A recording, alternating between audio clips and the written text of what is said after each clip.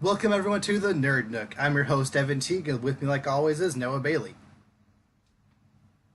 So it's been 2 weeks since our last podcast, and which means there's plenty of stuff to go over. And maybe the most important thing to go over is that Venom trailer, Mm. which honestly I don't care about. I don't care about that trailer. Saw that coming. Oh, man. Like, can we just skip this? Because I do not care to talk about this thing. Come on. Why? You have to. Look. We all know the story's gonna be pretty much crap, but it looks kind of cool. You gotta admit, Venom eating someone's face is pretty interesting. But will it be rated R? Is it? I mean, I don't think so. I don't know. I hope. Now that I think about it, I hope so. Because if essentially all of my thoughts boil down to if this movie is not rated R, there's no point. Because there are scenes of him, eating people. There are scenes of him being pretty brutal. The symbiote, taking over someone can be really intense in a rated R setting. There's just so many things about this that, just given what I've seen in the trailer, I just don't know if it'll work if, they cut away from stuff all the time when, all the, actually cool stuff is happening, Right. I'm trying to think. It might not technically be rated yet. That's what I'm thinking. I don't think it. Yeah, it's not rated yet. Okay. So Probably. Go on. Yeah, I mean, if it is rated R, that's gonna intrigue me. I don't think it's gonna be worth seeing in theaters personally, but I still think it's gonna be Venom's gonna do some cool stuff. Nothing really. As far as the story goes, I'm expecting diddly, but just Venom taking out a bunch of people, occasionally ripping limbs and stuff. Well, that's gonna be pretty awesome. I still I don't know. I'm not really getting the super anti-hero vibe they're going for. It still feels like they're playing it very safe. Yes, he does eat a guy's face off apparently, but I kind of got the sense that he was a bad guy anyway. I would, in a movie like Venom, ideally you would want just, the main Spider-Man villain, which doesn't have Spider-Man in it, but whatever. Right. Just going around town, just doing bad things, and really, he's only a hero because someone is getting in his way, or what he wants. Or two people want the same thing and he has to fight them, or they're attacking him directly. Which maybe they're kind of gonna do that with, I can't remember the other symbiote's name that's in this. Havoc, maybe? Riot? I think Havoc, or I don't know. I'm not. I know. I thought it was gonna be Carnage. I don't know if it is or not, or Havoc, or one of those, or it's Toxin. I think is what it is. Toxin. One of them. I don't know. There's so many. I have no. I honestly don't. There's a bunch of them now. I have no idea. So we'll see. Yeah. But we might not see. I don't know. It depends on how I feel. But what we might not at the when it comes out. But yeah, I mean, it's symbiote on symbiote fighting. That's all that really matters, right? But will that be interesting though? Because in almost every instance of a superhero movie where it's a mano-a-mano, same powers fight, there hasn't almost outside of Hulk versus Abomination, which I understand people don't like that fight because it is just big CG mess. I kind of like it, but since it was one of the first instances of that in the Marvel universe, but ever since then it seems like every single climax of any superhero movie really is just kind of boiled down to that, for the most part, but especially ones that aren't Marvel movies. I just don't know if Sony can really, pull it off in any meaningful way. Especially when it's a villain that, no one really knows about. I don't know. Yeah, I mean, it makes sense, too. And I mean, I know they're going about how it comes up completely wrong with no Spider-Man at all and everything. And, I do get that. That is kind of annoying because he's probably not going to do any, web swing or anything. But yeah. I mean, I don't know. I just like kind of the symbiote concept, just the whole "we are Venom" kind of thing. I think that was all it means, and just kind of the monstrous thing that comes with it.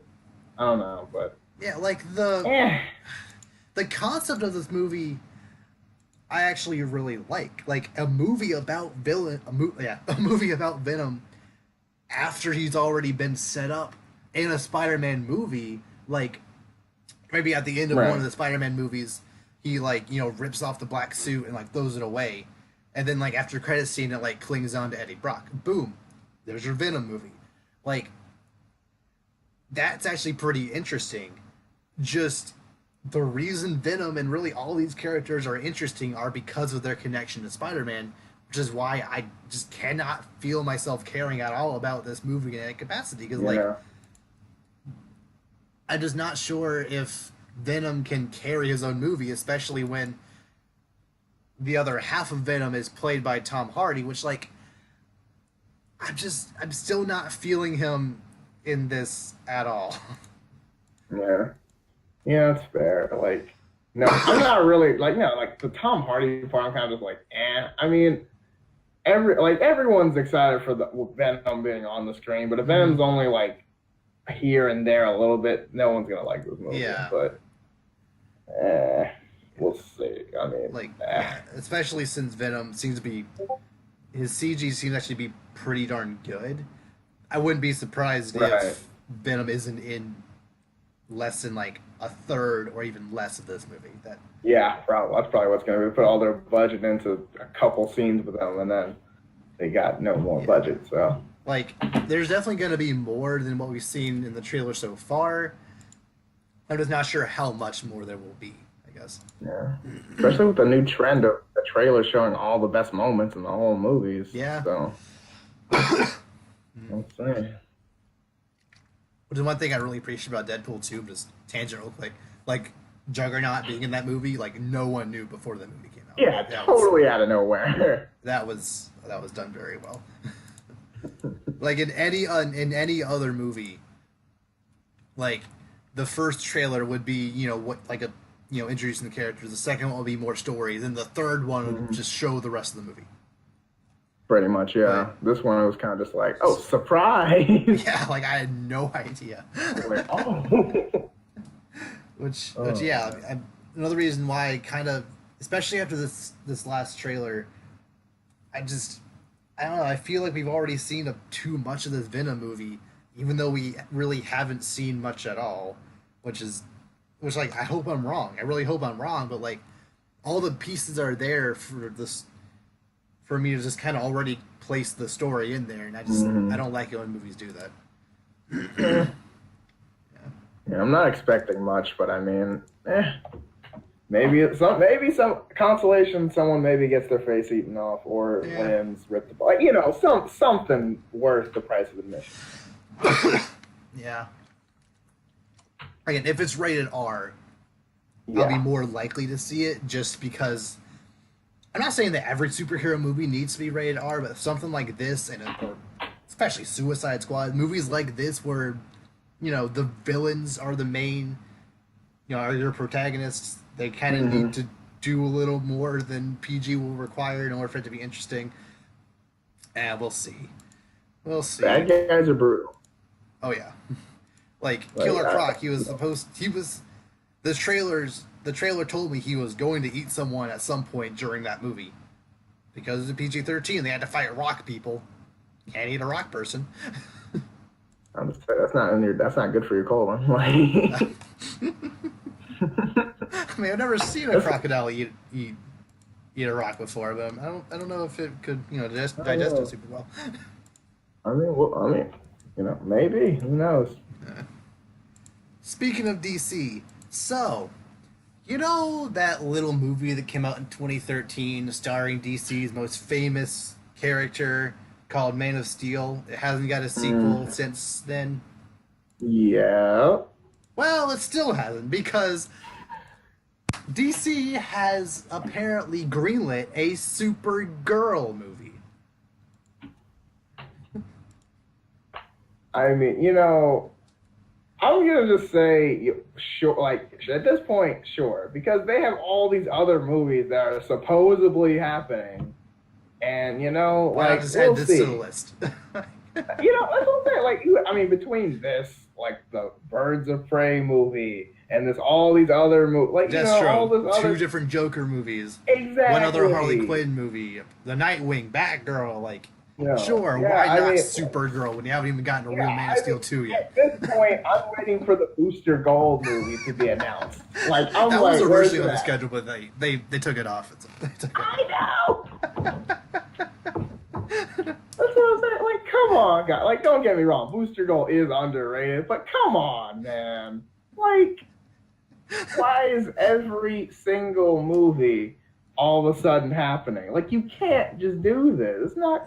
Like, I mean, maybe the executives saw either or Shazam, or either Shazam and or Aquaman, and were like, you know what, we actually like the direction you're going in. I think they also had a Wonder Woman 2 trailer at Comic-Con that we haven't seen yet.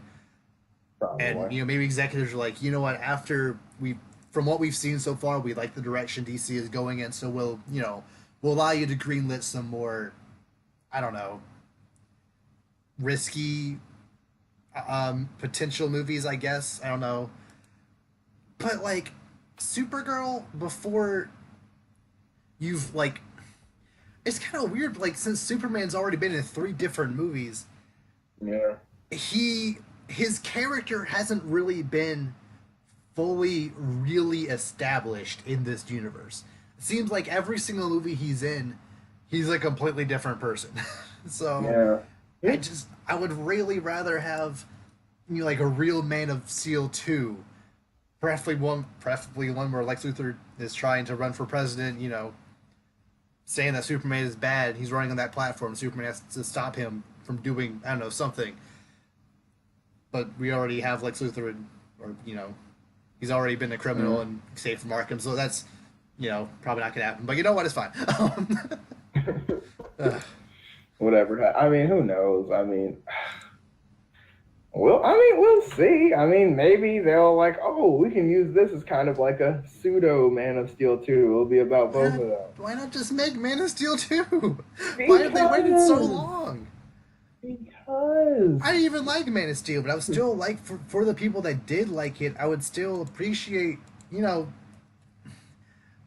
would still like it for that movie to just exist so that people can be happy, so they can, progress this universe a little bit, because both BVS and Justice League, his character is just all over the place. Like, in Justice League, he's apparently been a beacon of hope this whole time, even though in Batman vs. Superman, everyone hated him.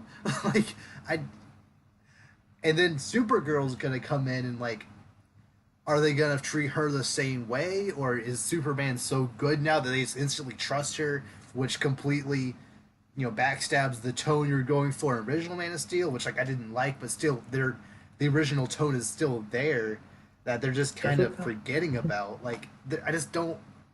Either way you look at it, I don't see this movie working in this universe right now as it is. I mean, this universe is we don't even know what's going on. This might not even be the same universe that it was a year ago. After, who knows what's going on? Yeah, especially since Wonder Woman 2 is potentially going to be a soft reboot, whatever that means. Exactly. So for all we know, it might fit perfectly. We just don't know yet. I doubt it, but I can't be sure. If all of these movies came out after a Flashpoint situation, then you can just kind of pick up the pieces and go from there, and just kind of with future movies, just kind of build the universe from there. Be like, oh, Superman's actually good now because Flashpoint happened. You can just kind of explain away all of this because Flashpoint happened. There's a super easy cop out, which is and I'd be okay with it. Which is a cop out, but at the same time, you kind of need a cop out at this point because half the stuff doesn't make any sense. But then again, and supposedly, what is it, Dick Grayson's the Robin, not Jason Todd or whatever, and I'm that. That. I'm gonna talk about that later in the podcast. We already brought it up, so that's okay. Oh my gosh, I'm sorry. No, it's fine. It fits here. That right there proves to me that Zack Snyder doesn't know what he's doing with any of these characters. He's apparently only read The Dark Knight Returns. That's it. Apparently that's it. Because and maybe he maybe even skimmed it because he was so confident in his idea that Dick Grayson should be the Robin that died before Batman vs Superman happened, which causes so many problems because A, you kind of need Dick Grayson around in order for the Nightwing movie to happen. And two, the reason Jason Todd dying was such a big deal was because he already more or less lost one Robin in Nightwing who straight up left him. This is kind of his second chance to try to have a new sidekick and do it right this time, and failed even worse. Which in this universe, in this timeline, he took that as like, okay, this is my final failure. I'm not going to be Batman anymore. Like that is a very pivotal moment in his character in The Dark Knight Returns. Right. And for Nightwing or for Dick Grayson to be the Robin who's dead just takes away all the impact of a Robin being dead. It just, I mean, there's still some there because Robin's dead. Although we didn't know anything about this Robin going in, and luckily, and we're kind of for the better of that because you can now retcon it, I guess, to be, oh, it's not Dick Grayson. Because if they had shown Dick Grayson actually dying, there you go, it's Dick Grayson. But since they didn't actually show him, you can tweak it a little bit. Actually, have Jason Todd die later, I guess. Be whoever you want. I don't, dude. Like, wasn't the Nightwing movie already greenlit before BVS That's came out? Like, that was the first thing I thought. I was like, so who's gonna be Nightwing? And then there's some kid, someone's like, oh, but in certain variations, Jason Todd is filled in as Nightwing at one point. So I'm like, but that's not what we're doing. No, shut up. That's not, okay, but it's like, in order for Jason Todd or any other Robin to show up, wouldn't, like, I mean, it doesn't. One would have to come first, and Jason Todd never comes before Dick Grayson. It doesn't work, It's like, it doesn't work, It doesn't. You gotta. Oh, boy, what do they do? What are they doing, man? I don't know. I swear Zack Snyder has never read a DC comic in his life outside of maybe some Superman stuff, which even then he got most of that. Probably not. Wrong. I mean, 'cause not even Superman. Like, again, it's an interpretation, but make it good. It's like he's acting as if what he would be if he was Superman or something, or like, because he's not acting like Superman, and Batman's storyline doesn't make any sense, and it's like, yeah, dude, why it's becoming a dumpster fire, man? Like, this is bad. Yeah, like the neighbors are starting to notice. Like, this is not good. Like, the house is on fire. It is time to abandon ship. This is not good. And the concept is there. It would have been so easy to make this all work if you just had one or two movies in between Man of Steel 1 and BVS. Just one Superman and one Batman movie in between there. Boom. You can go on with your life. Or maybe you don't even have BVS yet. Save that for later. It works super well for Civil War. Or have the BVS, stuff happen in a Justice League 2 after in the original script apparently Superman was going to be brought back and actually be evil. That could be, a pretty cool cliffhanger at the end of Justice League. Because theoretically, you have in Justice League you would assume that the heroes win. So if you have the heroes maybe almost win a couple of times, but they really can't quite beat I would rather it be Darkseid, but Steppenwolf, whatever. And then they're like, okay, we can't actually beat him, decisively. We need Superman to finish him off. They try to resurrect him, but really Darkseid or whoever influences him. And in the time when he comes up, he's evil. He mollywops all of them. Movie over. Superman, essentially that nightmare sequence from BVS. It would have been so easy just to fit that pieces together. And then in Justice League 2, you have Batman versus Superman happen. I mean, the ideologies wouldn't be the same. Because, idealistically speaking, BVS works so well, even in the universe they have, even though both of their reasoning for actually fighting each other just didn't work in the end, which I still don't Right. understand that line of reasoning.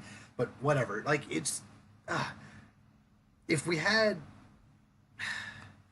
a director who, not going to say who knew what he was doing, because like Zack Snyder, he still created this universe, so like I have to give him props at least for that.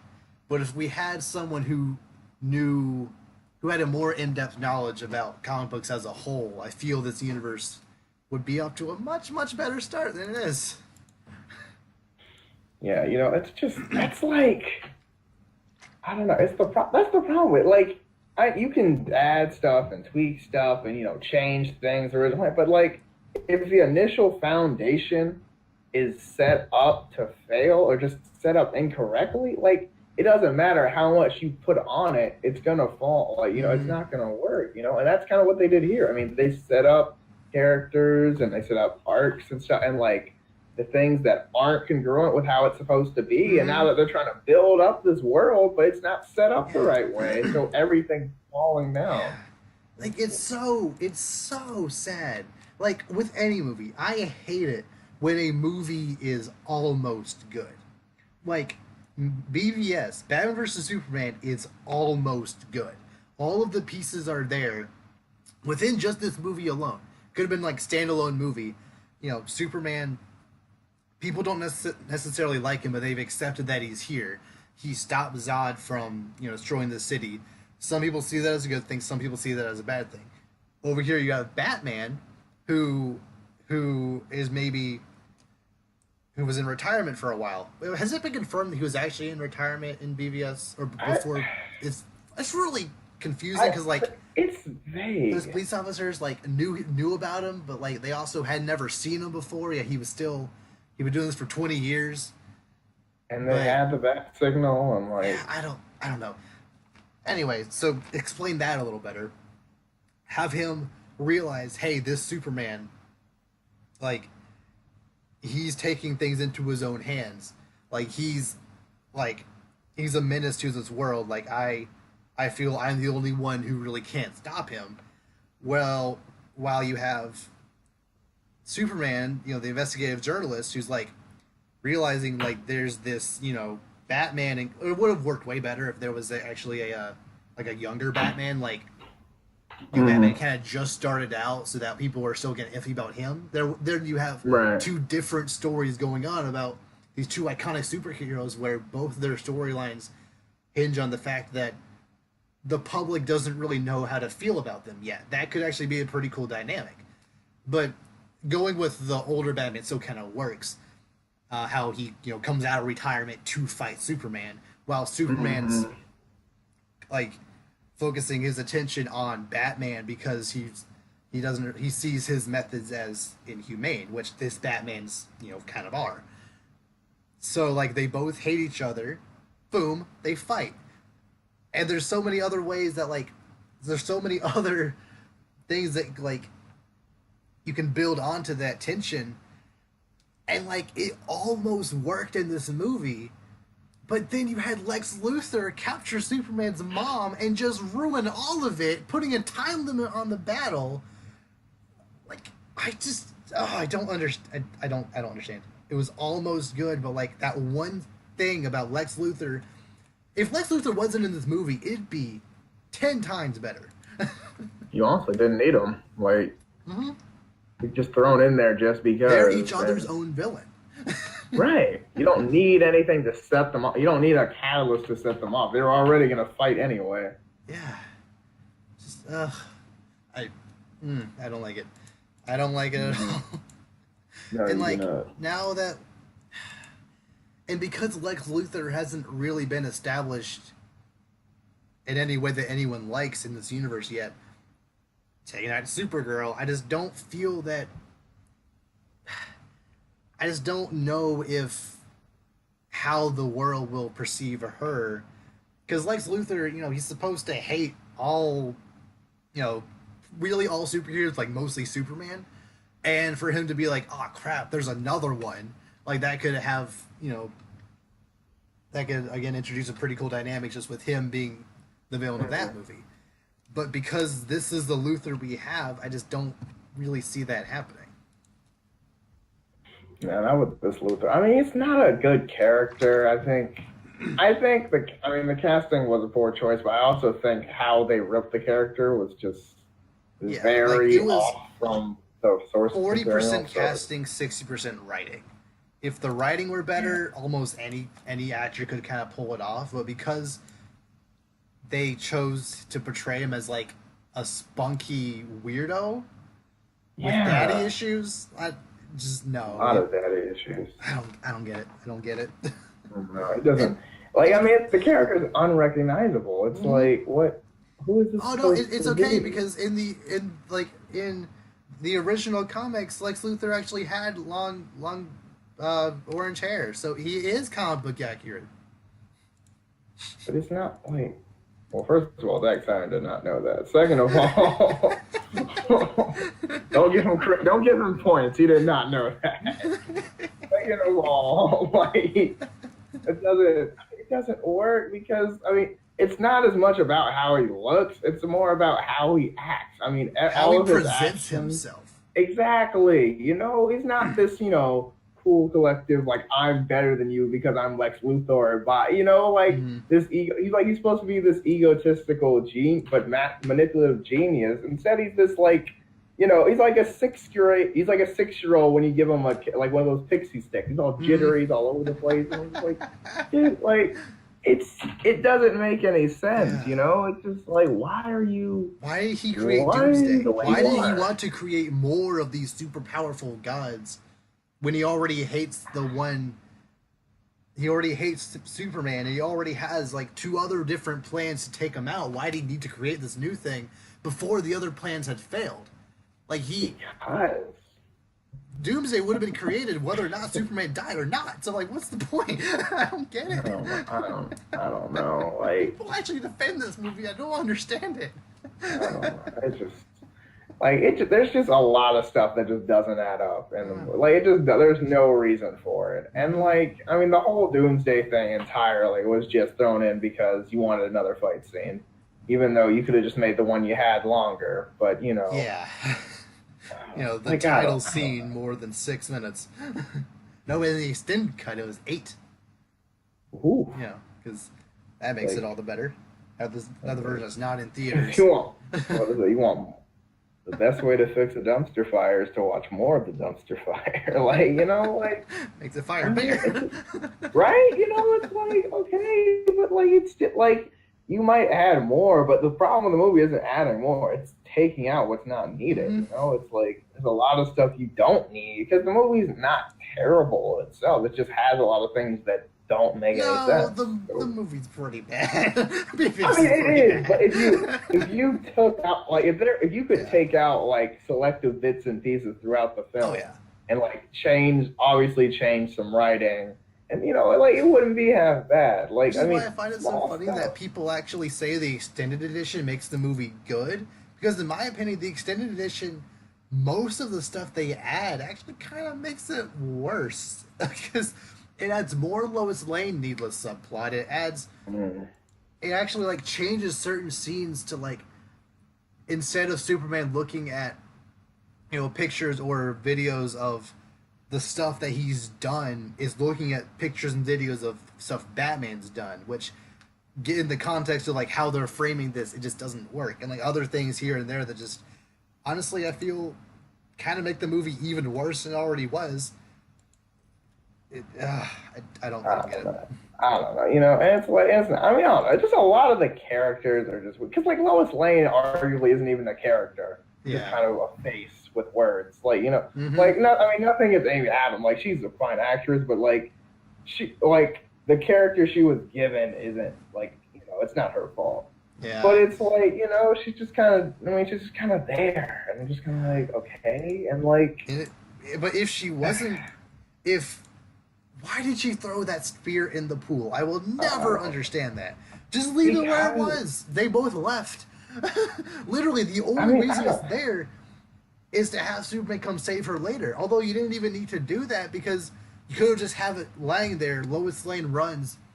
Someone mentions, it can only be hurt by kryptonite weapons. I know where that spear is. Run back in. Rubble falls on top of her. You don't need the pool at all. Yeah, that's. I mean, I don't know. You know, it just doesn't. Like I mean, they're just throwing stuff in there to try to. I mean, I don't know. Like, I mean, you could. I mean, honestly, that whole Doomsday thing didn't even need to be in the movie. No, not in this movie. Maybe a No, Man of like, Steel 3. But or even, now. I mean, even Man of Steel 2, honestly. Like, you know, I mean, I don't know. Maybe, I don't know. I think if you just, we're trying to, I mean, they're obviously, like, the problem is they're trying to do too much with the movie, and the characters don't match the source material. Mm-hmm. And that just doesn't set it up right. Yeah. You know, it's like, let's take these characters that aren't necessarily accurate or really good, but let's make them do a bunch of things, but not the way it's supposed to. Let's try to shove like 5 different comic books into one movie, and none of them be any good. Right? You know, it's like you did, and that's the thing. They not only do you butcher this movie, but you mess up the opportunity to do these ideas later correctly because you mess it up. Because I mean, you can't even mess with Doomsday now, and like Doomsday is a huge part of Superman. Yeah, like that's a huge thing. You can't you really already. mess... I mean, you already played it. You can't really mess with anything from Batman's past because he's already like 40-something years old in this movie. So like, right? Unless you wanted some like weird prequel, which like wouldn't even have Ben Affleck in it anymore, which we're not even sure if he's going to be in it. But I'm about to say, see, he smells smoke. That's why I'm telling you, because he knows. Yeah, he knows. He know. They know. They know. But you know what? They're not writing the movies, so it's like, well. I just really hope Shazam is good. That's kind of what this boils down to. Like Aquaman, not even a chance. But Shazam, that has potential. Shazam looks really good, I have to admit. Like, it looks like a movie that looks like it doesn't even need to be connected to DC. Like, it looks like it's just going to be a fun movie. Unfortunately, you know, it's just in general. Sandwiched between Captain Marvel and Infinity War 2, but it's their decision to put it in April next year, but whatever. You know what? I mean, we'll see. Because, I mean, like, people are going to be busy watching the other movies twice. But, I mean... Yeah.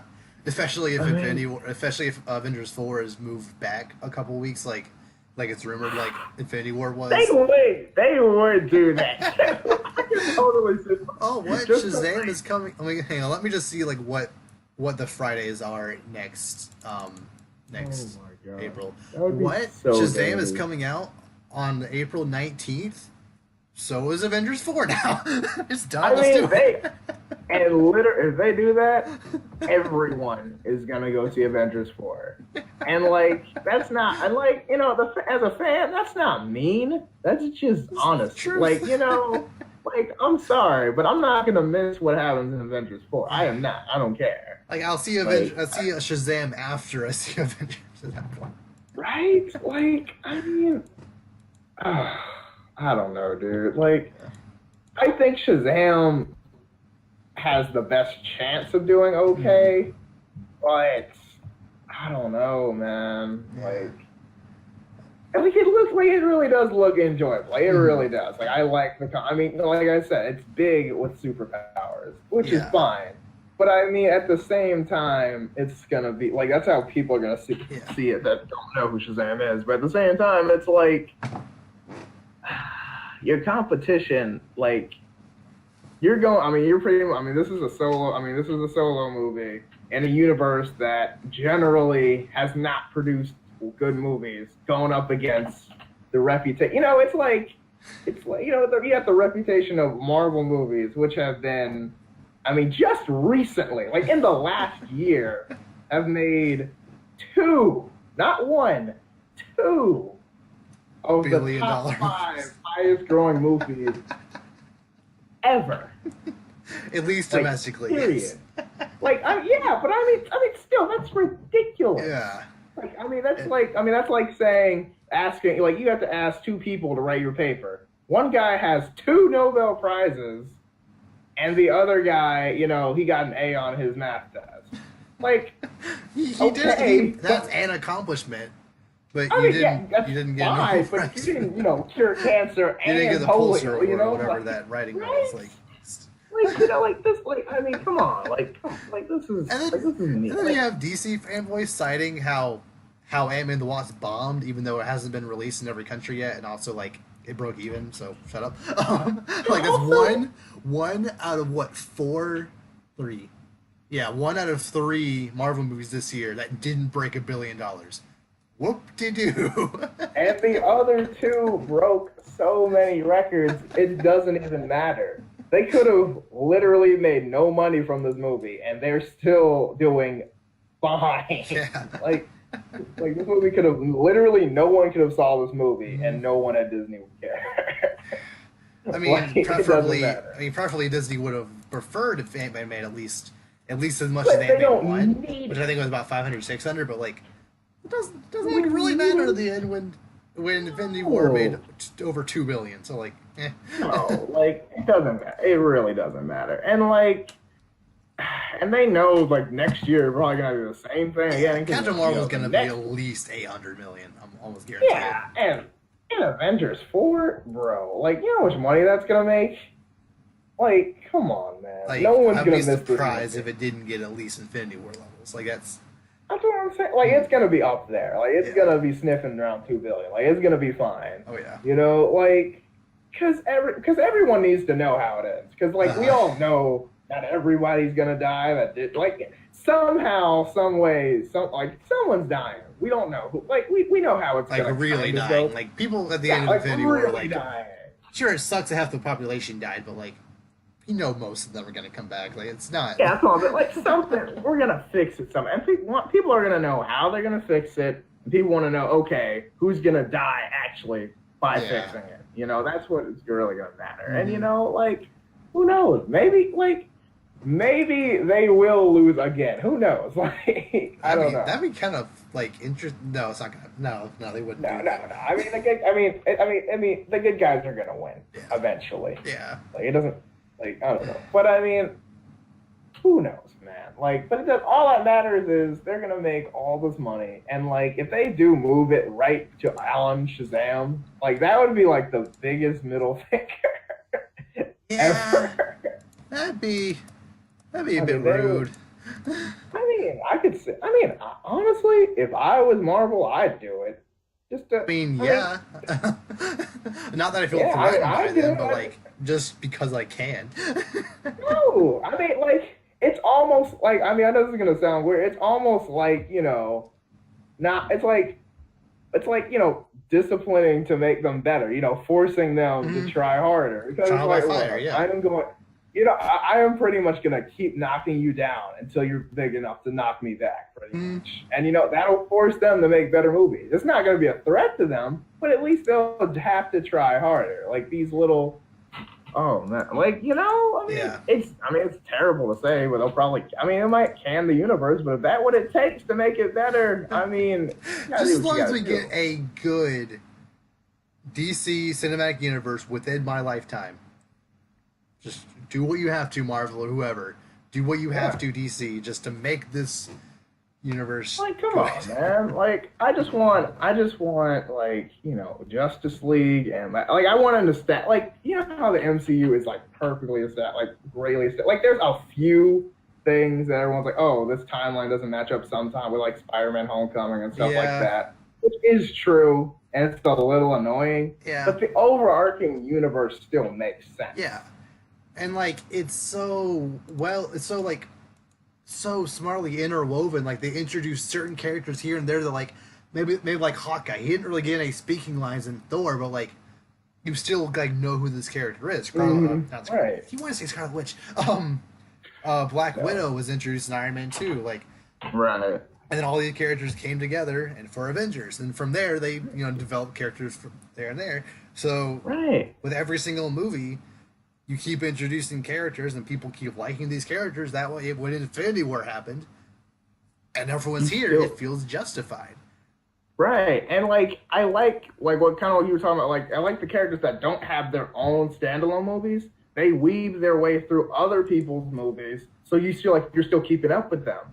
Because I mean, we haven't had a Hulk movie, and I mean, and just Technically has, 2003, like that. But I mean, when he's in the Avengers movie, and then when Thor Ragnarok, especially bringing you've been keeping up with Hulk pretty much, or at least as much as everybody else has. And like Black Widow, she was with Iron Man, then Avengers, then she's with, Captain America for a little bit, keep moving around so you keep up with her through other people's movies. Like, that's really smart. You're never like, oh, what happened to you? Are you just gone to the next, mashup movie? No, I'm over here. Now I'm over here. They're freelancing. Yeah. It's great. And then when you get to a pretty important event like Civil War, it feels justified. Like, technically, they probably could have built up to it just a little bit better. Like, if the same director was doing both Avengers movies than Civil War, it probably would have been a little cleaner. But, like, it was still set up really, really well. And, like, every character already had well-established ideals going into this movie, since they had all been in previous movies. Like, it was just all set up so well for this movie to work, and then to springboard off that into Infinity War, it just worked even better. Right, and like even with like Civil War, the new characters introduced, their motivations are very clear because you got Black Panther obviously wants to get Bucky because he thinks you killed my dad. Spider-Man's like, I gotta impress Mr. Stark, so and like it's very well drawn out for everyone. There's no one near loose ends where you're just like, okay, what's going on here? Like, it's just kind of like, here we go. This is what we're doing. This is obvious conflict, and let's make it happen. Yeah, which is why it's even more annoying that Sony is trying to do the whole like not Spider-Man cinematic universe with Venom and Black Cat and Silver Sable and other people, like Mobius starring Jared Leto, which like, just go away, Jared Leto, no one likes you. Like why does Sony think it would be a good idea to try this, especially since Spider-Man is doing so well in his own universe? Why not try to make a deal with Marvel to keep making movies that directly tie into that universe? I just don't understand why they're trying to do this on their own, and especially when the first one is looking kind of meh. Yeah, I know, and that's just like, I don't know. They're just trying to, I don't know. It's annoying. It's just, I don't know. So yeah. Maybe Supergirl will be good. I don't know. Probably not. We'll see. We'll see. No idea. Anyway, let's see what Disney is up to now, shall we? So, the cast list for Star Wars Episode 9 has officially been revealed. And there were a couple of, interesting people on this list. Well, we already knew about Billy D. Williams returning as Billy D! Yeah. That's exciting. Kelly Marie Tran is coming back as Rose, which, like, I didn't love Rose as a character, but like I wouldn't mind her having a second chance, to impress me. Like, she didn't I don't dislike her, but like, she's not my favorite character, which isn't necessarily a bad thing. And like, especially in Star Wars. Yeah. Although I do appreciate that, like, she wasn't discouraged from coming back after, all those people flamed her for months after Episode 8. That was just rude. Oh, dude, it was terrible, dude. Like, I mean, all the hate she got, like, social media. Like, I mean, I never understood attacking the actor or actress if you don't like their character. One, because they don't write their own lines. Like, I don't know if people don't realize. Like, it's not their fault. Like, the dude that played Jar Jar Binks was like, got destroyed. And it's like, it's not like you looking at him like he wants to wear a CGI alien hat thing. Like, come on, guys. Like, you really think this was his fault? Like, you're blaming the wrong people. Plus, that movie wasn't even that bad, so, like, there's no point to complain. So, shut up.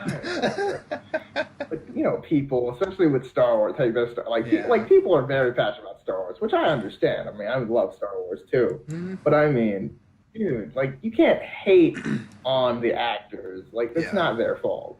Yeah, like, blame Rian Johnson, whoever wrote the movie. Like, those are the people you should If they made the don't movie. attack people, just don't do it. But like if you are Don't for some shoot the stupid messenger. reason, attack the people who deserve it. I guess. Yeah. In heavy quotations. Yeah. But Yeah, I'm glad to see her coming back. yeah, bro. Gwendolyn Christie or Captain Phasma Mhm. was not listed in this cast listing. Although that doesn't necessarily mean she won't be in it, since many characters who were in Infinity War, like okay, let me rephrase that. Like people were convinced that Hawkeye and Ant-Man would show up at some point in Infinity War. They were even on the IMDb listing forever, up until the day Infinity War released, and they were taken off of it. And now in Avengers 4, everyone who died in Infinity War is not on the IMDb list for Avengers 4. So like Disney is kind of cheeky about stuff like this. So like there's a chance that Captain Phasma still might return. They just wanted to be a bit a surprise, I guess. Yeah, and I mean, I never personally thought Phasma was that strong of a character, Yeah. So I mean, like her like death, whether or not it's legit or not, I mean, I wasn't really invested. But I mean, if she comes back, sure. Like that was kind of mainly like Finn's personal bad guy, I guess. Mm-hmm. So I mean, if it comes back, I mean, I guess we'll have another fight. I guess. But I mean, if not, Yeah. I mean, I'm not like she won't be missed.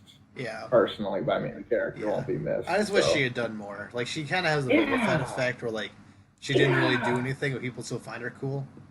Right, and I'm like, I feel like you should have at least seen her do something impressive, like take down a whole bunch of people by herself, or like, have like a perfect aim or something, or something really impressive. But you kind of just stood there and told other people what to do, Yeah. like.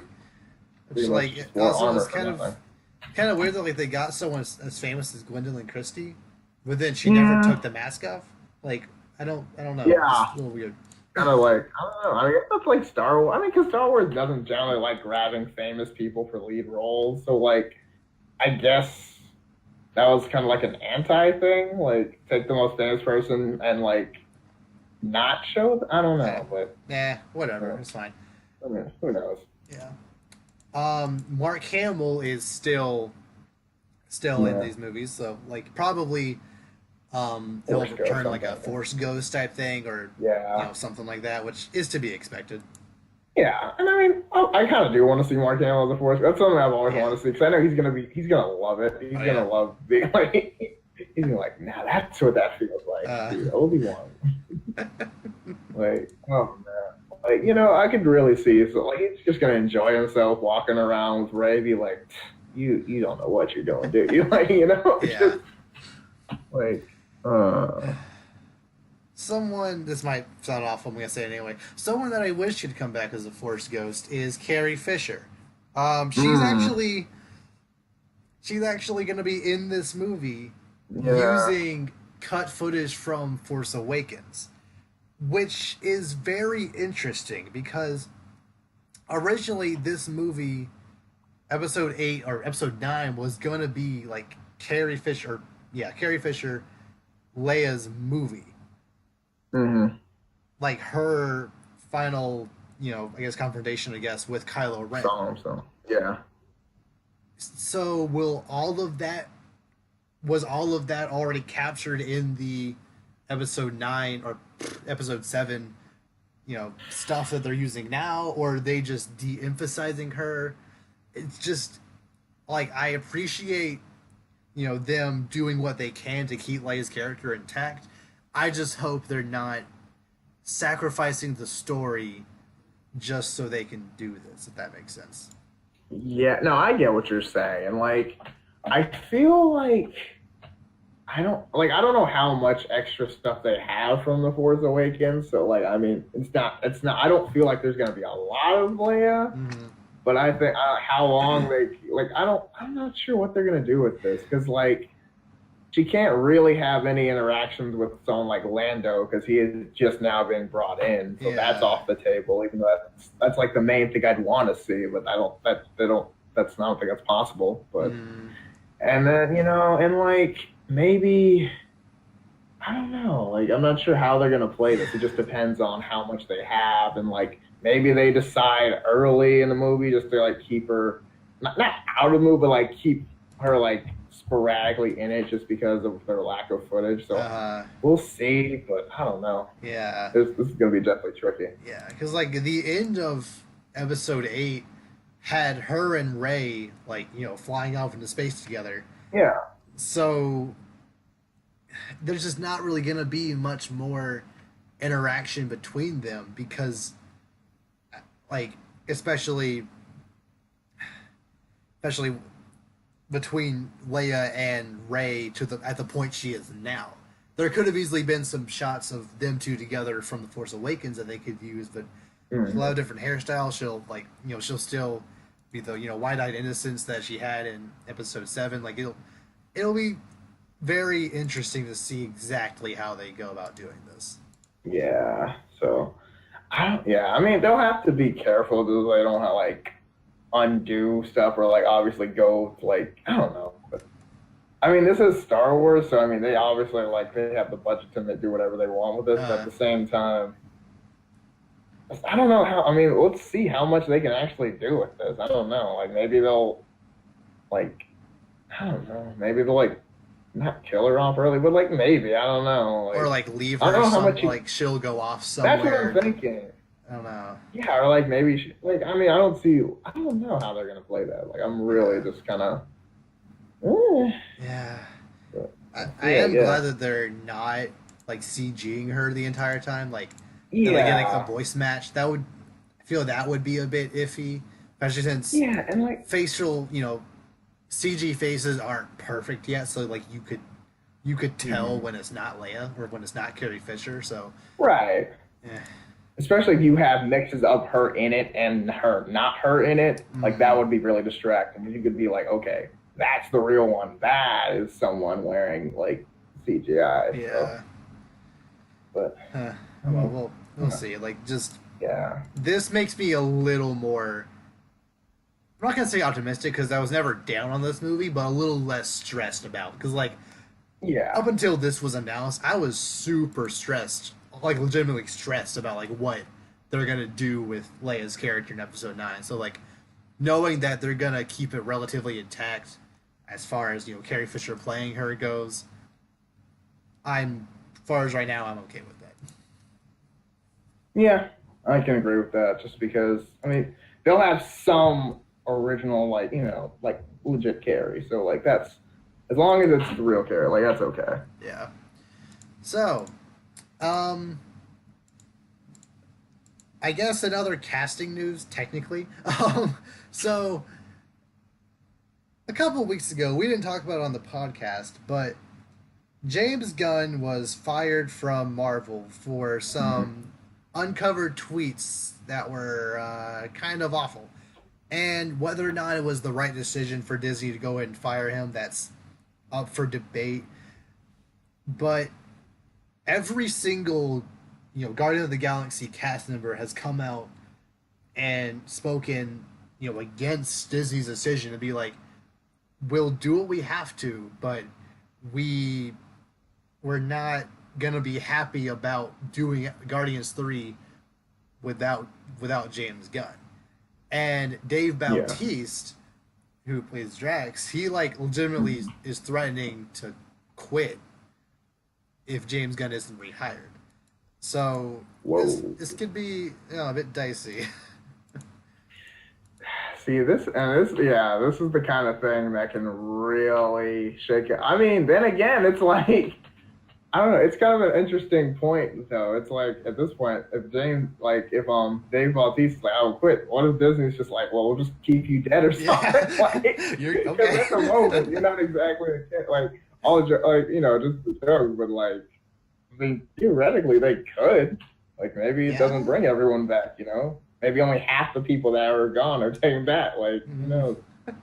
But, like, every Avenger but Drax comes back. I mean, I think every single person, I don't know if Nebula signed that letter or if she said anything yet, but, like, I'm pretty sure the majority of the people who was spoken out so far were the ones that got snapped out of existence. So like, if they just threaten not to come back for Guardians 3, Disney could be super petty and just like, okay, All right. we know Chris Pratt's a big name, but sorry, Chris Pratt, whoever played Gamora, I can't think of her name right now. Always Dave Bautista, all of you, sorry, bye. That would be wow. I don't think they would do that. That would be a really bad decision. But like, I could see Disney being very petty about something like this. Yeah. I mean, that is like, yeah. I mean, I hope that doesn't come to that because because I mean, that at that point it would just be like, I mean, it would just be it would just get too like gritty on the on the political and personal and stuff. And it's like, oh, guys, like it's a movie, and I know I'm not passing for the what was said or anything like that. I'm just saying wow, I don't even know what I'm saying. I don't know, but essentially, my stance on this is that it would be one thing if James Gunn had done horrible things while on the set of Guardians 3. Like if he actually, sexually harassed someone, or if he actually, did some kind of awful things. Mm-hmm. But according to every single cast member so far, and it seems pretty genuine, he was, he said those things in the past and he's changed as a person since then. It still looks bad that he used to do those things, but as far as what he does now, everyone seems to be generally okay with how he acts now. So I'm just not entirely sure if it was the right decision for Disney to fire him so quickly, like within 24 hours of this coming out. Yeah, it's super iffy. Like, it seemed like a rushed decision. Like they kind of just did it because it was like, okay, I don't want to be attached to any chance of this. There's bye. Yeah, some people theorize that like this is a specific conspiracy happening. This is like a specific attack on James Gunn, since he is I don't mean to get political, but like he's super anti-Trump, like very anti-Trump. So, and like it was clearly like a bunch of right wing people who uncovered these tweets and presented them to people. So like people think it was more or less like a calculated strike to be like, okay, Disney, we know you're meeting with the Fox shareholders to talk about their merger. We don't like James Gunn, so we want him, to be out of Hollywood. So what we're gonna do is we're gonna force your hand. Either make yourself look bad by keeping this guy, making yourself look bad to the Fox shareholders, or fire him. Which that might have just been a coincidence, but all the pieces are there to kind of make it seem like that's what was happening. And I kind of understand, Disney wanting to not have any baggage going into this really important meeting, but I just, it's just kind of scummy how this all happened, especially since he hasn't really done anything bad in the past 10 years, as far as we know. Yeah, it's like, I feel like it's a lot. I don't know. I just feel like it's a lot for, especially stuff that you have to realize when he was initially brought in by Disney, this stuff was, still out there, so to speak.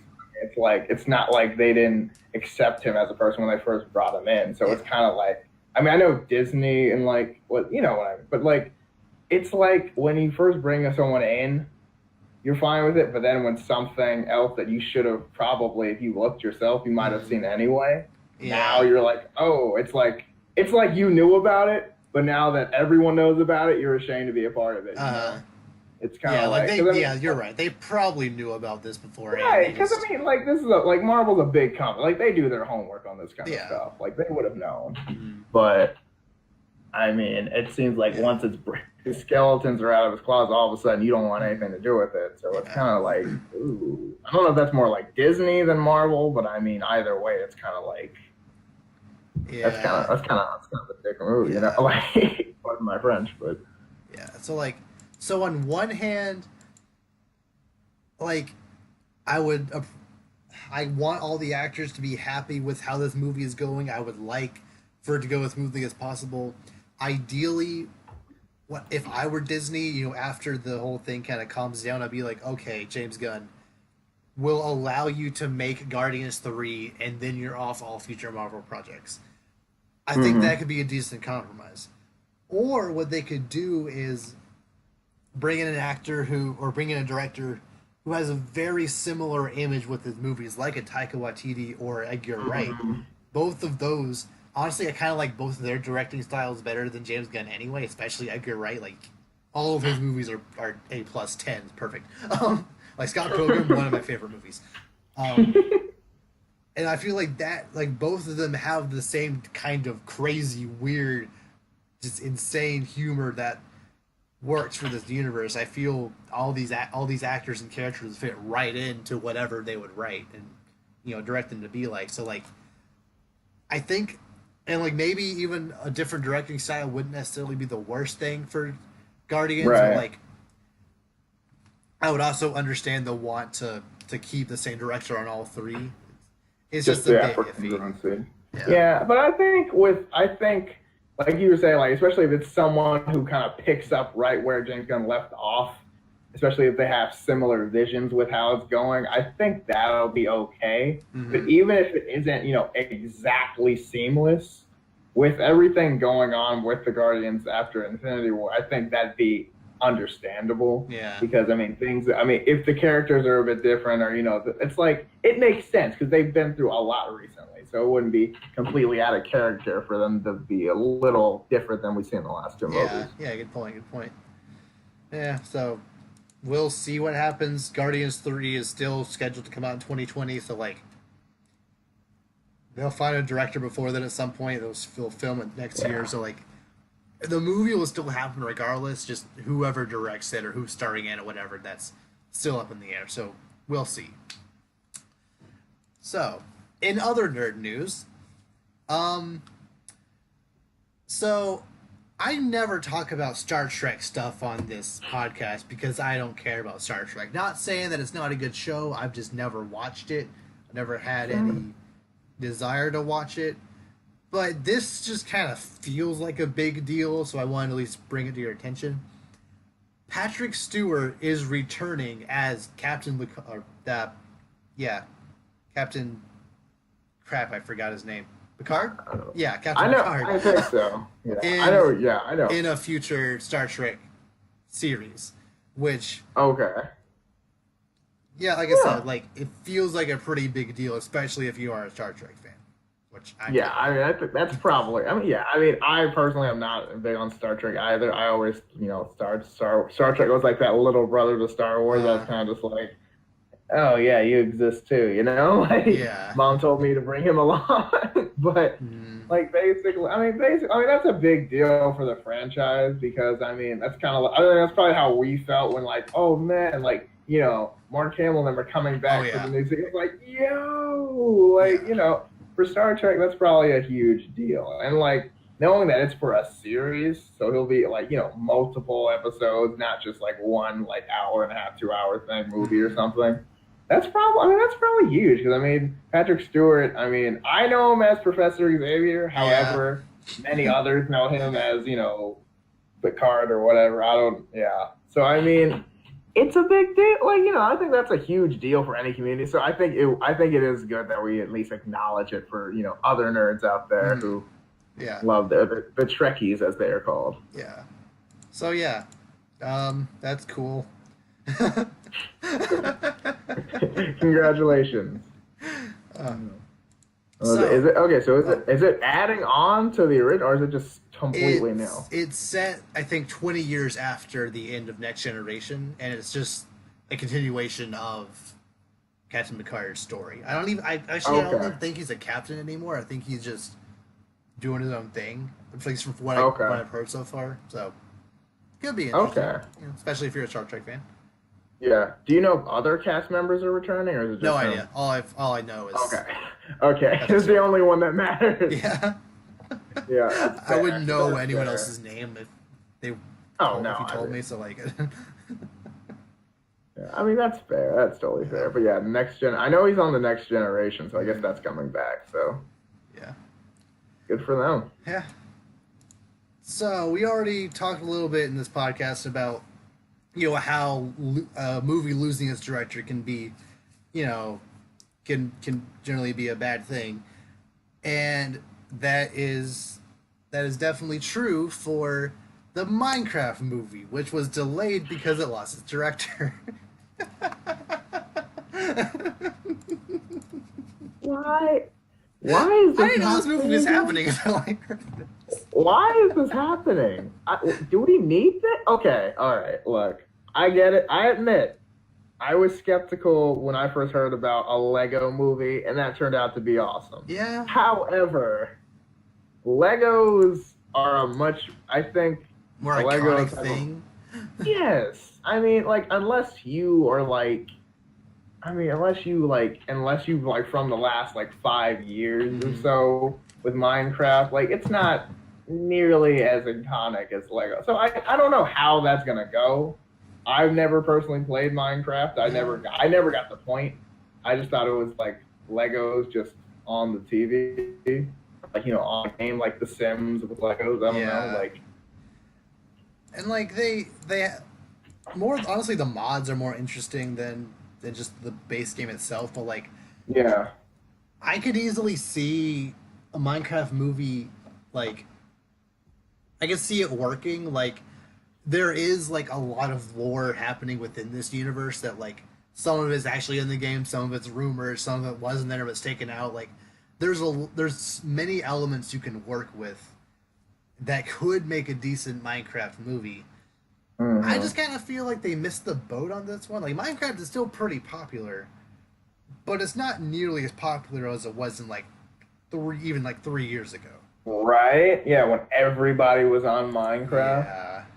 Yeah, it's like it happens a lot. I'm noticing lately because I feel like by the time they like get stuff greenlit and like actually ready to go, it's Mm. too late. Like I feel like that's just I don't know if that's just like not able to get everyone on the same page in time or what, but Mm. it's just kind of like you had like you said like you had a window. Like I mean, a few years like everybody you knew was on Minecraft. Even like I mean kids, teenagers, even some adults on Yeah, like Minecraft. the It was Minecraft the same thing. YouTube scene was huge for a couple Oh, dude. years. Oh, dude. And right now it's just kind of all the big Minecraft YouTubers are off doing other things. Like it's just Right?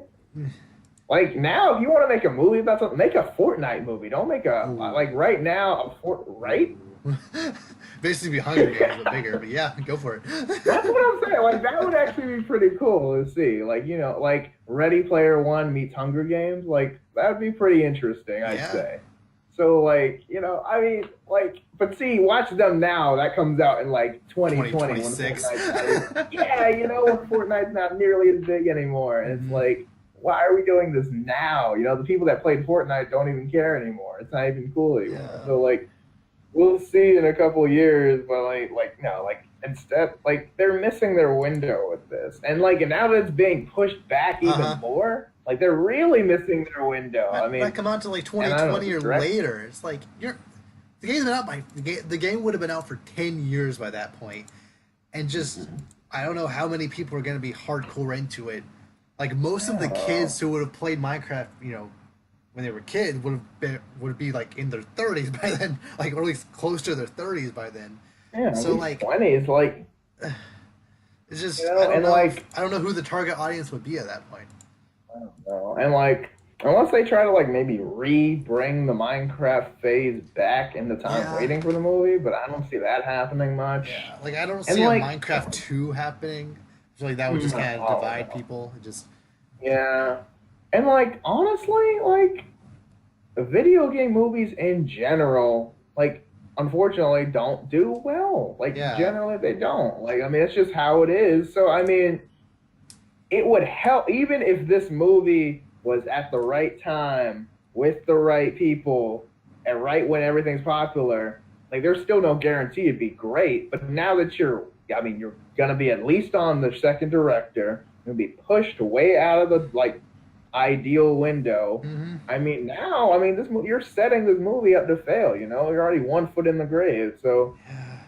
we'll Like, see. But I really hope, like, if this movie actually ends up happening, I really hope that it's like a really atmospheric CG movie, like with the same general art style that the game has, like same blocky environments, like very that's gonna get not very detailed, human characters. yeah. Just I can see that working very well. If this was live action, it would suck. It just would. Oh, There's no dude. reason for that to be live action. No, I mean, I wouldn't even. No, that'd be. I mean, that would. I don't know. I mean, like, I'm not. I think it should be animated. I don't know if the same style as the game, because I mean, I don't know. Personally, that would hurt my eyes personally, Yeah. especially in like 3D or something. Oh, dude, get that out of here. That Yeah. would be. I mean, I don't know. But I mean, maybe. I think keeping it that way would be the best bet, just because I mean, it is a Minecraft movie, Yeah. so making it look as much like Minecraft is just logical. Mm. But Yeah, and like the Minecraft, like music video, Minecraft animation, like scene back in like 2013 through 2015, whatever. Like there were some really talented people working on some Minecraft projects, and like any number of them could easily just transition into making similar stuff for a bigger budget. Like it's worked in the past, so just kind of do something similar to that, just a bigger budget. It worked just fine, I feel. yeah, I mean, ideally that would make it would work. So like, why not at least go for it? But then again, I mean, I mean, I don't know. Every time it's like movie, everything's different. So like, Yeah. who knows how it'll go? But we'll see. Like, I'm interested to see if this continues to be made or if they just can it all together. Because I feel like this is something that, honestly, I hate to say it, but at this right now, it looks like it should be canned. Because like, this is not the strongest topic you're going for. And like how much money has been invested into it if you're still trying to find a director for it? Like, I don't know if right. Like, how far along are you that it wouldn't be in your best interest just to can it? I don't know. Yeah, it's like you must be like way into, like, you must put all your eggs into this basket if you're like still trying. But then again, I mean, maybe they're just trying to squeeze whatever they can get out of this. Maybe maybe if it at least breaks even, they'll be like, "Hey, success! We got our name out there, and like 10 more people started playing Minecraft." So yeah, I mean, I don't know, but I wonder, do people still play Minecraft? Oh yeah, it's still very popular. Like when it, okay, it's still in the top 10 digital sales of any given platform per week. Like it's still insane. Like every single time a child buys a console or gets a new computer, like Minecraft is the first game they buy. It's seriously literally like most. I think it might be the highest selling game of all single game of all time. So, really? Yeah. Wow. Yeah. I guess that doesn't make sense. It was huge back on like 2013, 2014. Like I remember like everybody was on it. Now I thought it was all gone. Like like Pokemon Go was the biggest thing ever, and then no one's on it anymore. I mean, people still play Pokemon Go, but definitely not to the extent where like it's. No, I mean, we had people in Times Square like running over each other trying to find Pokemon. Man, like now it's like you find someone playing Pokemon Go, you're like, dude, you still play Pokemon Go? Like, I don't know, but I mean, I don't know. I can't speak for everyone because I was never big on Minecraft. I'm not personally, so I can't speak for the community. Yeah. However, I feel like they definitely missed their window, but I could be wrong, but I also could be right. So yeah. So yeah, if it is CG with very little talking, I honestly might be interested in seeing this movie if it ever actually comes out. So yeah. Do you think it'll be like a total silent movie? Like not total silent, but like, do they like how much talking are you expecting? Like maybe some, like, because the game has no dialogue at all outside of like no. Yeah, I don't think there's any text at all outside of like there's like a huge line of dialogue during like right before like the credits when you beat the game. So yeah, I would. It'd be pretty cool if it's just no talking at all. Like the entire game is just done, or the entire movie is just done through like actions and like implied stuff. Like I That would actually never be really seen a interesting. movie done that way. So like I feel like this could be pretty experimental, and I feel like if it's done well, it could work. Yeah, I think, and that would also, I think that's something they could go for. Maybe like try to hit two birds with one stone, trying to make like a creative, like almost silent film, Mm-hmm. while also trying to exploit like the love of Minecraft at the same Yeah. time. So maybe if they don't hit as well on one end, they could really knock it out on another end, Mm-hmm. and save their bacon. So Yeah. that could be a way to go about it. I didn't think about Mm-hmm. that. But if they had made it in like I don't know at the latest 2016, they could have kind of done it CG, but almost kind of portray it in the way as if it were a let's play. Like you're watching a movie that's a let's play. Oh That could yeah, have been cool. But that like would it have still been had pretty like a cool. story and whatnot. But like there's a guy like commentating like it's a let's play throughout the entire thing. That I feel like that could have been cool. That But would, they yeah, kind of I missed the think boat on that. yeah, I feel like that would have been interesting. I think especially like gamers and like people that watch on YouTube would have really appreciated Mm-hmm. that because because everyone loves a good let's play. You're like, Yeah. yeah, Leroy Jack, Mm-hmm. like I know that's like completely off sides one to say that, I but understand. I understand. but I mean, it's just like that's something like that'd be something kind of cool, like. Yeah. And that's something I've never really seen either, like movie wise. So, like, try to break some ground somewhere, especially for gaming movies. Help the rest of the community out.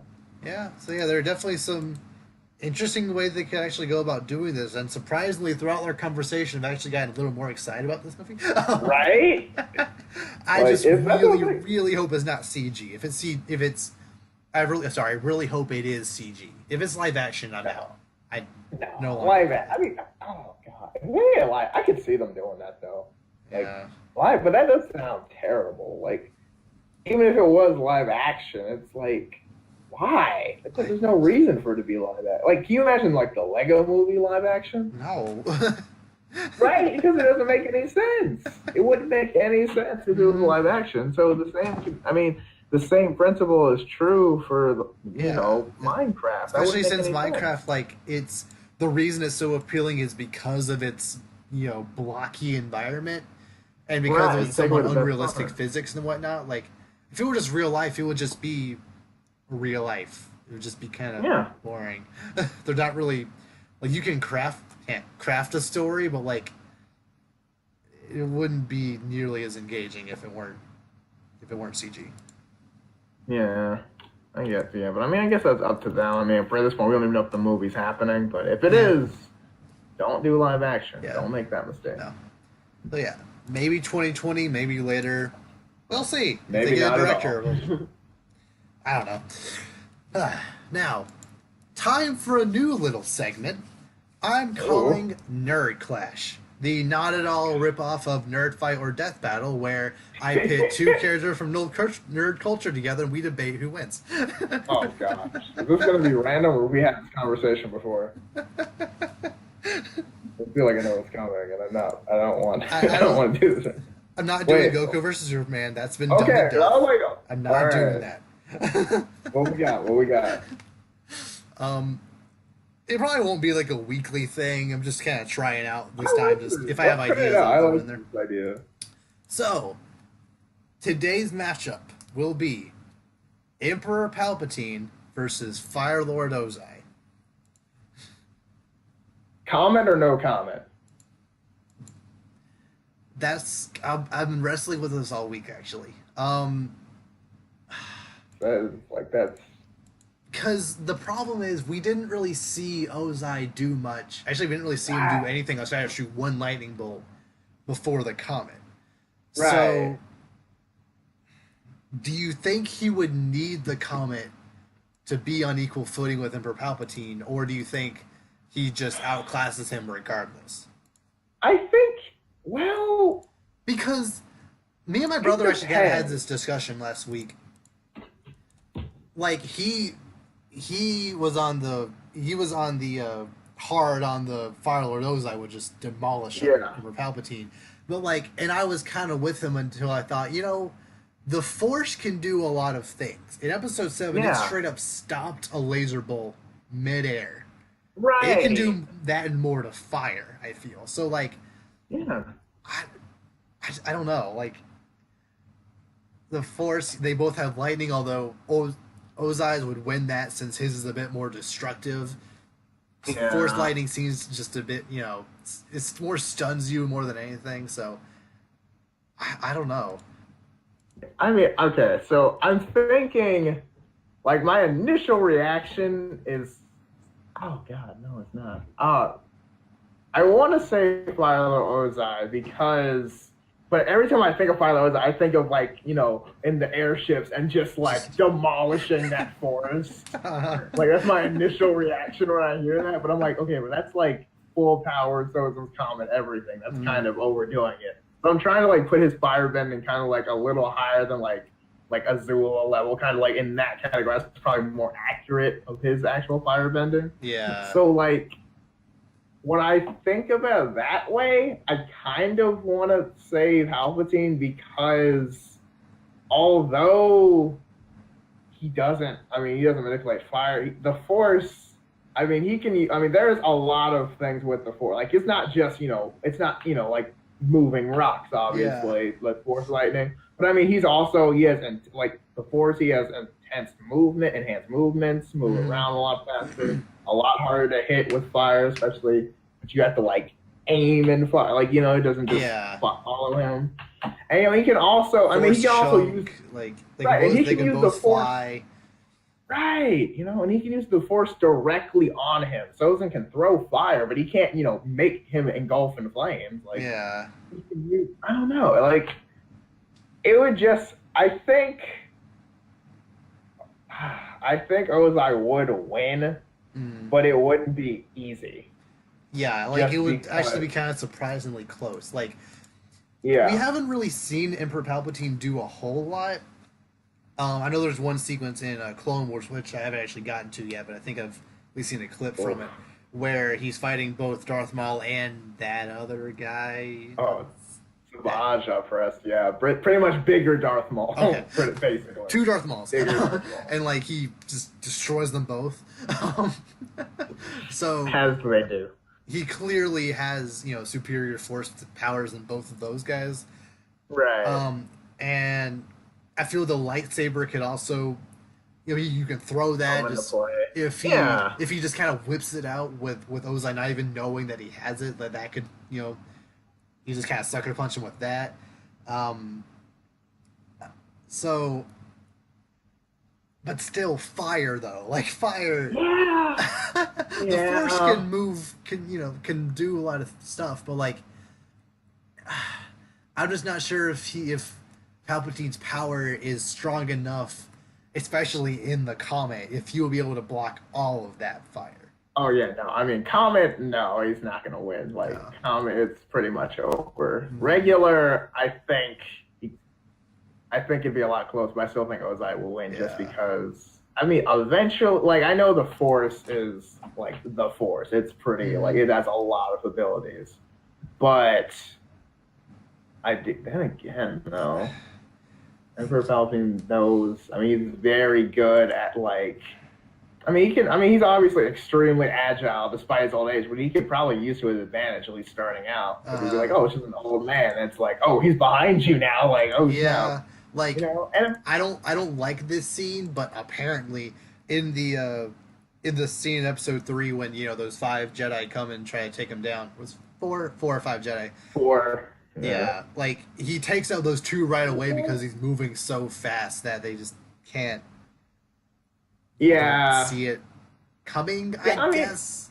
Like it's like faster than they can comprehend or something like that. Which I'm kind of like, okay, but these are Jedi masters. Like, come on now. Yeah. But I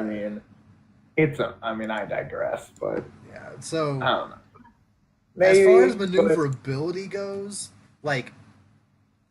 I think Palpatine might actually have this, although they both can fly, and I think if Ozai got them both in the air, I think Ozai would have more maneuverability as far as like flying around goes.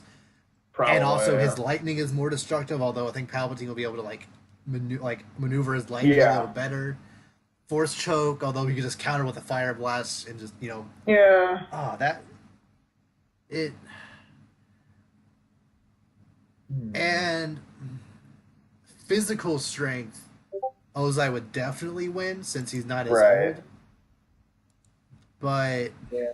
But it's like I feel like this isn't going to be a lot of hand-to-hand fighting. It's going to be more fire to force. yeah, So and again, if Palpatine did get up close, lightsaber. So yeah. I don't know. Wait. Okay. Important question. Yeah, Can a lightsaber repel fire? that Because is this an is something. amazing question. Because I mean, theoretically, it would, right? Because I mean, a blaster is just kind of concentrated fire if you think about it. Yeah, was it? So I in a mean, way, would it be though? Like it's more I mean, plasma than kind anything. of. I don't. I mean, yeah, but I mean, it's the same idea, kind of, right? Okay, let's think about this because there are Okay. like, there are stormtroopers that have flamethrowers and whatnot. Yeah. Has that ever? All right, hold on. I'm gonna have to Google this. Okay. Okay. This is good research. Has there ever been a time, like in the Clone Wars or Rebels or in any extended universe, we're taking all this into effect, any Oh extended yeah. universe stuff, where a Jedi or Sith Lord has deflected fire with a lightsaber? Oh my gosh. Let's see.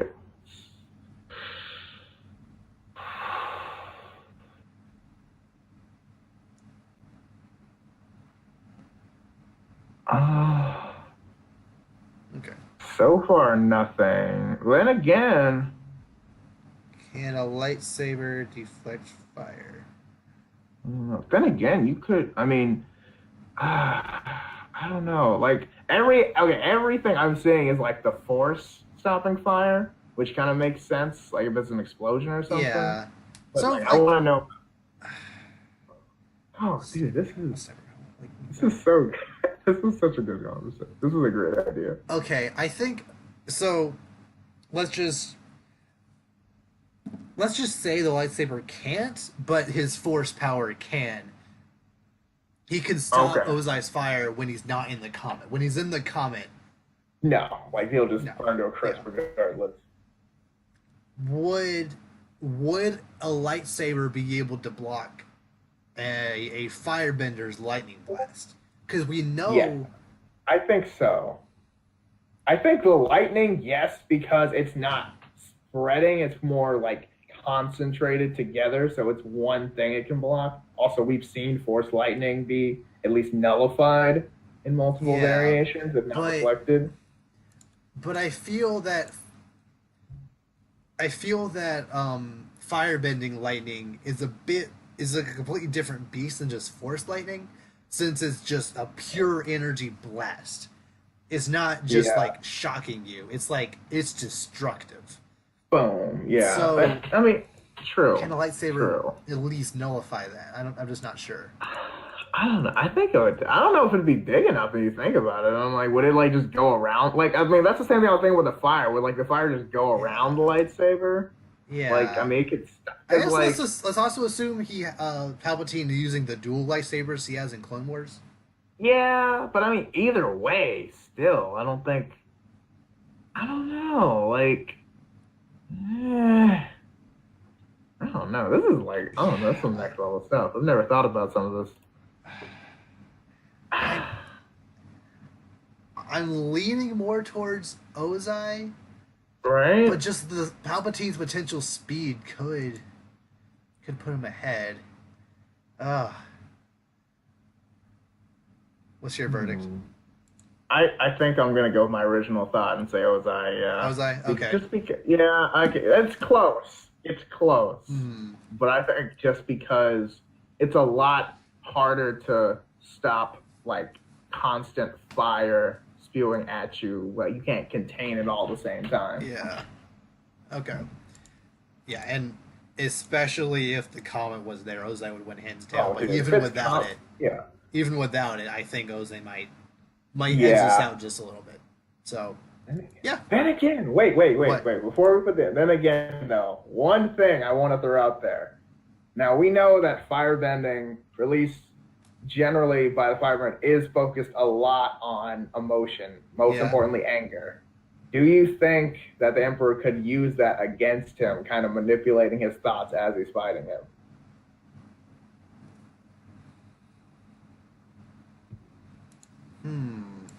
Right?